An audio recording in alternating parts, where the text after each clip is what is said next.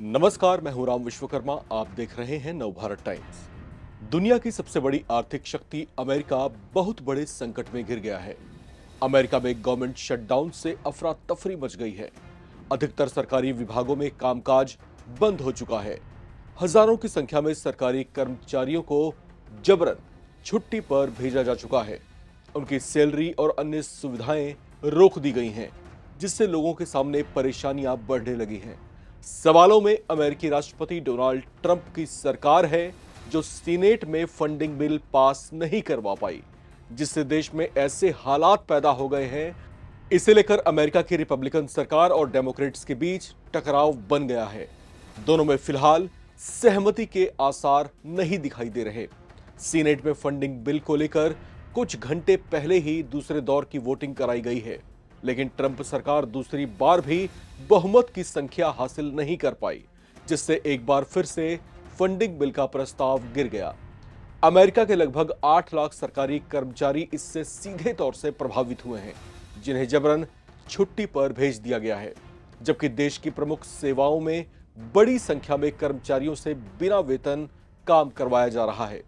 हालात जब तक सामान्य नहीं होते, उन्हें वेतन का भुगतान नहीं किया जाएगा, और हालात कब सामान्य होंगे, ट्रंप सरकार इसकी गारंटी देने की स्थिति में फिलहाल नहीं दिख रही है। हालांकि अमेरिकी राष्ट्रपति डोनाल्ड ट्रंप इस आपदा में भी अवसर तलाश रहे हैं।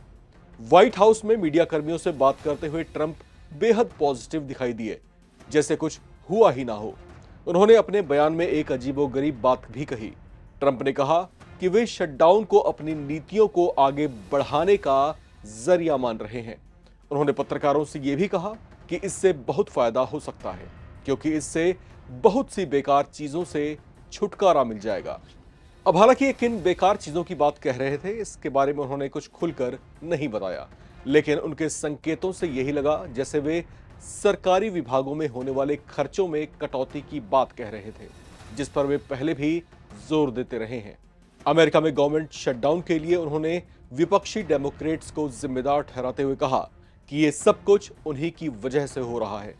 ट्रंप ने ये संकेत भी दिए कि अगर जल्दी ही हालात नहीं सुधरे तो अमेरिका में बहुत बड़ी संख्या में सरकारी कर्मचारियों की नौकरियां चली जाएंगी। अब डोनाल्ड ट्रंप ने ये कह तो दिया, लेकिन उनके ऐसे बयान को जरा गहराई से समझिए।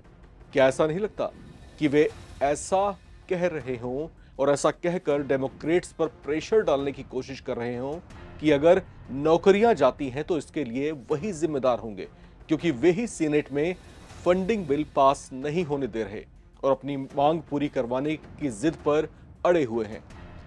ऐसा लग रहा है जैसे ट्रंप अपने बयानों से यह प्रोजेक्ट करने की कोशिश कर रहे हों कि इस पूरे घटनाक्रम में अगर कोई दोषी है तो वे डेमोक्रेट्स ही हैं। अमेरिका में गवर्नमेंट शटडाउन से सरकारी विभागों में कामकाज बंद है। लोग अपनी शादी रजिस्टर नहीं करवा पा रहे।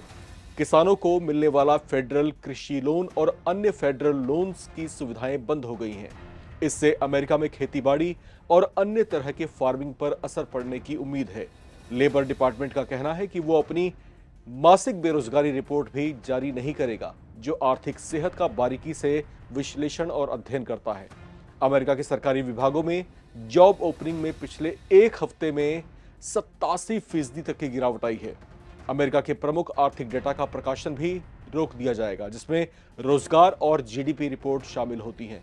ये जो है इकोनॉमिस्ट के लिए एनालिसिस का एक जरिया होता है। इन सबके बीच सोशल सिक्योरिटी एडमिनिस्ट्रेशन ने यह जरूर घोषित किया है कि वो रिटायरमेंट और डिसेबिलिटी बेनिफिट्स देना जारी रखेंगे। हालांकि इस एजेंसी की शटडाउन योजना के मुताबिक इसके 12% कर्मचारी स्थिति सामान्य हो जाने तक छुट्टी पर ही रहेंगे।